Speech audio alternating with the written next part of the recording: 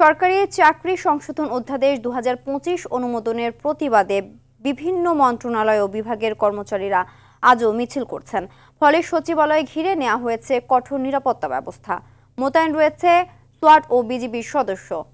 কর্মরত কর্মকর্তা ও কর্মচারী ছাড়া অন্য কাউকে সচিবালয়ে প্রবেশ করতে দেওয়া হচ্ছে না। প্রবেশ করতে দেওয়া হয়নি কোনো গণমাধ্যম কর্মীকেও। এদিকে সচিবালয়ে আজ দর্শনার্থীদের প্রবেশে নিষেধাজ্ঞা জারি করেছে স্বরাষ্ট্র মন্ত্রণালয়। ঢাকা মেট্রোপলিটন পুলিশের পক্ষ থেকে সচিবালয় এলাকায় সভা সমাবেশ নিষিদ্ধের আদেশ মানার আহ্বান জানানো হয়েছে। এক বিজ্ঞপ্তিতে জানানো হয়, অনিবার্য কারণবশত 27 মে সচিবালয়ে সব ধরনের দর্শনার্থী প্রবেশ বন্ধ থাকবে। সচিবালয়ের ভেতরে ও বাহিরে 144 ধারা মেনে চলার আহ্বান জানায় ডিএমপি। অন্যদিকে সচিবালয়ের দুর্নীতিবাজ ও ফ্যাসিবাদ আমলাদের উৎখাতের দাবিতে সচিবালয়ের বাইরে অবস্থান নিয়েছে জুলাই মঞ্চ। আমাদের এখানে কোন 144, 288 থেকে যত ধারা দেখায় কোন ধারা আমি মানব না, আমরা মানব না যতক্ষণ পর্যন্ত এই স্বরাষ্ট্র উপদেষ্টা এবং জনপ্রশাসনের যারা দায়িত্বে আছে, যে উপদেষ্টারা দায়িত্বে আছে, সে এসে আশ্বস্ত না করবে ততক্ষণ পর্যন্ত প্রয়োজনে আমরা এখানে এভাবে রোদে বৃষ্টিতে না ঘুমিয়ে নির্ঘুম থেকে মরে যাব।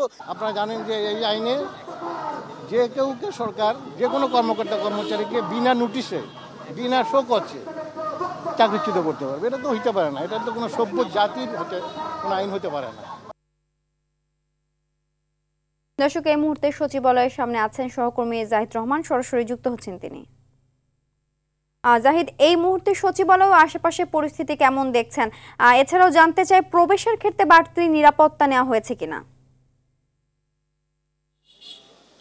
সিনথিয়া, সচিবালয়ে আজকে ইতিমধ্যেই যে স্বরাষ্ট্র মন্ত্রণালয়ে ঘোষিত দর্শনার্থীদের প্রবেশ অনির্জন কারণবশত যে নিষেধাজ্ঞা রয়েছে সেটি পালনের জন্য ইতিমধ্যে আইন শৃঙ্খলা রক্ষাকারী বাহিনী তৎপর রয়েছেন এবং সচিবালয়ের যে প্রত্যেকটি প্রবেশদ্বার রয়েছে সেখানে তারা অবস্থান নিয়েছেন এবং যাদের ভিতরে প্রবেশ করছেন তাদের যথাযথভাবে অনুমোদন রয়েছে কিনা সেই বিষয়টি দেখার জন্য তারপর এবং দেখে সেটি বিবেচনার মাধ্যমেই তাদেরকে ভিতরে প্রবেশ করতে দেওয়া হচ্ছে। আর সরকারি কর্মচারী যে আদেশ সংশোধন, যে আদেশ 25/2000 সেটি যে বাতিলের দাবিতে আজও ভিতরে আমরা জানতে পেরেছি যে কর্মচারীরা তারা সেখানে বিক্ষোভ সমাবেশ করছেন। এছাড়া আমরা দেখতে পেয়েছি যে সচিবালয়ের ঠিক বাহিরে অবস্থান করছেন দুর্নীতিবাজ কর্মকর্তা এবং আমলাদের যারা ফ্যাসিবাদ সমর্থন করেছেন যেসব আমলারা, সেই সব আমলাদের উৎখাতের জন্য জুলাই মঞ্চ তারাও অবস্থান করছেন। তো সব মিলিয়ে বলা চলে যে এই যে সচিবালয়ের যে আজকের যে পরিবেশ, যে কর্মচারীরা যে আন্দোলন করছিলেন 14 দিনের মতো আজকে আন্দোলনে তারা অব্যাহত রেখেছেন, সেগুলো নিয়ে সচিবালয়ে যে নিষেধাজ্ঞা রয়েছে প্রবেশের ক্ষেত্রে কড়াকড়ির বিষয়ে দর্শনার্থীদের জন্য সেটি এবং আইন শৃঙ্খলা রক্ষাকারী বাহিনীর প্রবেশের বিষয়ে তারা যে যথাযথ ভূমিকা পালন করছে তার বাইরেও আমরা দেখতে পেয়েছি যে সাংবাদিকরা এখনও আমরা বাহিরে অবস্থান করছি, যারা বিভিন্ন গণমাধ্যমে যারা কর্মরত রয়েছেন, সাংবাদিকরা যারা ভিতরে সচিবালয়ে প্রবেশ করেন।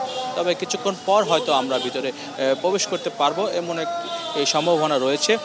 তারপরেও বলা চলে যে এই পুলিশের পক্ষ থেকে এবং অন্যান্য যারা প্রশাসনের পক্ষ থেকে যারা রয়েছেন তারা এই বিষয়গুলো খুব নজরদারিতে রেখেছেন যেন কোনো রকম বিশৃঙ্খলা এখানে ঘটতে না পারে, এই ধরনের সভা সমাবেশ বা অপ্রীতিকর ঘটনা নিয়ে সেই জন্য তারা সজাগ রয়েছেন। তবে সব মিলে বলা চলে যে তাদের যে দাবি দেওয়ার বিষয়ে যে তারা যে বিক্ষোভ করছেন সেটি যেমন ভিতরে অবস্থান করছেন তারা ঠিক একইভাবে আইন শৃঙ্খলা রক্ষাকারী বাহিনী বাহিরে তৎপর রয়েছেন। সিনথিয়া, ধন্যবাদ।